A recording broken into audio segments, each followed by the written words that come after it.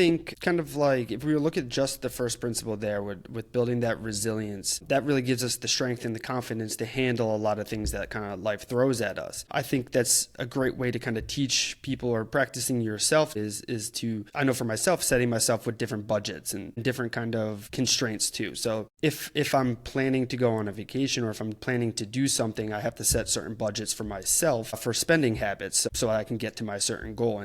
And tinkering with those adjustments allow you to kind of pressure gauge or stress test yourself in different situations. So if I'm somebody who's kind of spending and I'm going out eating all the time and I'm spending so much money and I'm trying to go on vacation later, I might shorten my budget down a little bit less than where I'm feeling comfortable. So then when I do go out to eat, I can feel that stress a little bit, that little bit of discomfort, like, oh, I can't necessarily be spending, I can't go out 4 nights a week. Maybe I might need to cut this down to just ordering out like once a week so I can afford that. That's a pretty safe environment and boundaries for yourself to stress your own budget and your spending skills. Can I adjust my spending skills based off of what I'm trying to go to?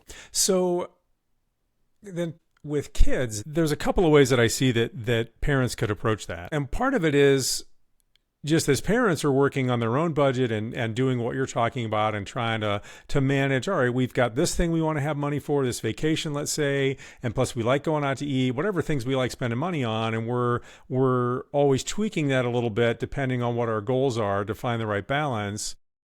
I think it's really important that people talk about money. And so that's a thing that parents could just talk to their kids about so they understand, some of the thought processes that are going on, and that and also, right, modeling for them that, okay, it's okay to talk about money. And also this idea that we have to make choices. And sometimes that means giving things up, right, to have other things that we want maybe down the line, which gets into something you mentioned, which is we want to be comfortable, right? We want to be happy and comfortable, and that's kind of a natural thing to gravitate to. But ultimately, again, we're back to this idea of balance. To really sort of have the comfort and meeting and fulfilling life that you want, you've got to be not just okay with being uncomfortable, but you have to embrace it. If you want to be healthy and strong, you've got to be uncomfortable. You've got to go exercise. And you're pushing yourself. It's uncomfortable, but you get benefits from it.